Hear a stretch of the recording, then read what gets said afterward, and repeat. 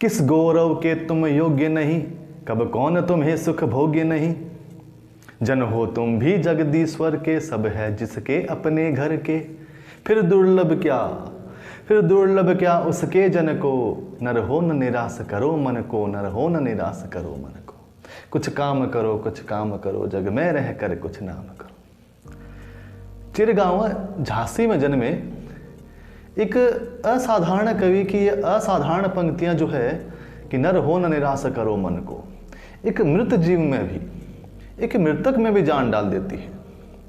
चाहे कितना हताश, निराश, पूरी तरह से हारा हुआ व्यक्ति भी अगर ये पंक्तियां सुन लेता है, गुनगुना लेता है, तो वह पुनः जागृत हो उठता है, उसमें पुनः चेतना का संचार हो उठता है और वह फिर अपने कर्तव्य पथ पर आगे बढ़ जाता है। तो मैं बात कर रहा हूं हमारे राष्ट्र कवि मैथिली शरण गुप्त की, जो द्विवेदी युग के कवि है और खड़ी बोली में लिखना उन्होंने महावीर प्रसाद द्विवेदी की प्रेरणा से ही प्रारंभ किया है। और खड़ी बोली में वे अपना एक उच्चतर, अपना एक अलग थलग स्थान रखते हैं और बड़ा ही विशेष स्थान रखते हैं। उनकी कविताएं जो हैं, उनका मुख्य विषय पौराणिक विषय रहा है। पौराणिक मतलब पुरानी कथाओं को आधार बनाकर उन्होंने कविताएं लिखी हैं।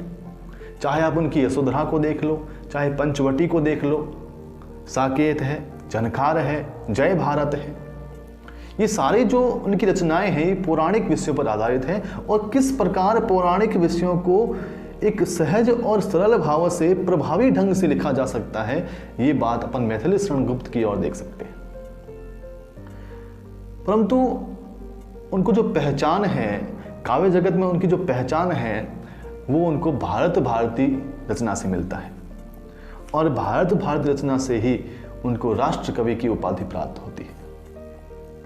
उस राष्ट्र कवि मैथिली शरण गुप्त की एक शानदार कविता सखी वह मुझसे कह कर जाते का आज अपन वाचन करेंगे। कविता में यशोधरा की मनोदशा का वर्णन है। कपिलवस्तु के राजकुमार सिद्धार्थ जो तपस्या करने के लिए जा रहे हैं और अपनी पत्नी यशोधरा और अपने छोटे पुत्र राहुल को सोता हुआ छोड़कर गृह त्याग कर रहे हैं। और प्रातःकाल जब यशोधरा को मालूम पड़ता है कि उसके पति तपस्या के लिए चले गए हैं, उसको बिना बताए चले गए हैं, तो वह दुखी होती है।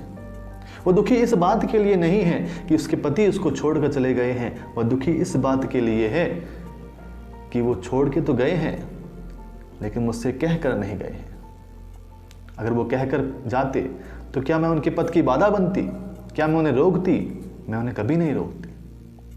तो किस प्रकार इस कविता में यशोधरा अपने पति सिद्धार्थ को उलाहना दे रही है, अपनी मनोदशा का वर्णन उनके सामने कर रही है, उसका वर्णन मैथिली शरण गुप्त ने बड़े ही सुंदर और मार्मिक ढंग से किया है। तो अपन शुरू करते हैं। सखी वह मुझसे कह कर जाते, सिद्धि हेतु स्वामी गए यह गौरव की बात, पर चोरी चोरी गए यही बड़ा व्याघात। सखी वह मुझसे कह कर जाते, कह तो क्या वे मुझको अपनी पथ बाधा ही पाते।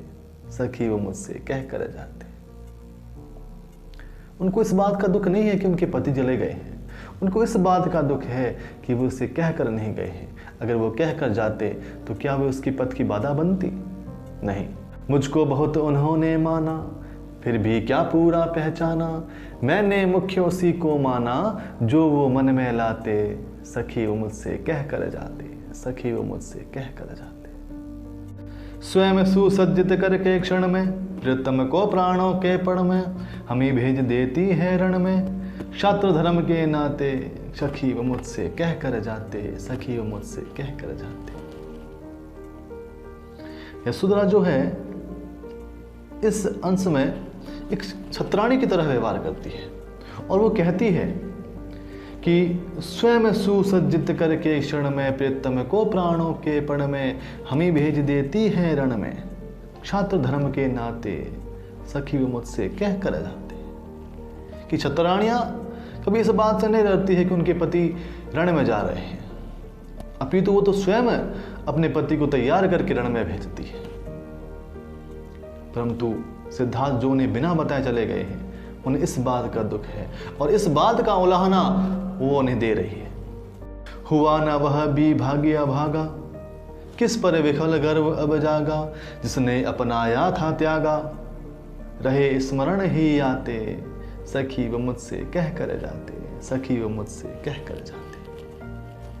नयन उन्हें है निष्ठुर कहते, पर इनसे जो आंसू बहते, सदैव हृदय वो कैसे सहते, गए तरह ही खाते, सखी वो मुझसे कह कर जाते, सखी वो मुझसे कह कर जाते। जाए सिद्धि वो पावे सुख से, दुखी ना हो इस जन के दुख से, वो पालम दूं किस मुख से, आज अधिक वो भाते, सखी वो मुझसे कह के जाते, सखी वो मुझसे कह कर जाते। वे उन्हें उपालम देना चाहती है, उलाहना देना चाहती है, लेकिन वो कहती है मैं किस मुख से उलाहना दूं और क्यों दूं, क्योंकि वे अच्छा कार्य करने के लिए गए, वो सिद्धि प्राप्त करने के लिए गए हैं, तो मैं उन्हें उबाला क्यों दूं। पर दुख इस बात का है कि वे उन्हें बता के नहीं गए हैं, उन्हें कह के नहीं गए। गए लौट भी वे आवेंगे, कुछ अपुर अनुपम लावेंगे, रोते प्रण उन्हें पावेंगे, पर क्या गाते गाते, सखी वो मुझसे कह कर जाते, सखी वो मुझसे कह कर जाते। कितना सुंदर, कितना मनोरम वर्णन किया है यशोधरा की मनोदशा का गुप्त जी ने अपनी इस कविता में। जितनी बार पढ़ते हैं और अधिक पढ़ने का मन होता है। किस प्रकार खड़ी बोली में भी रस भरी कविताओं की रचना की जा सकती है, वो हमें गुप्त साहब की कविताओं में देखने को मिलता है। आपका बहुत बहुत धन्यवाद, आपने हमें समय दिया। अगली वीडियो में अपन एक और सुंदर कविता के बारे में चर्चा करेंगे, उसका वाचन करेंगे। तब तक के लिए धन्यवाद। जय हिंद, जय भारत।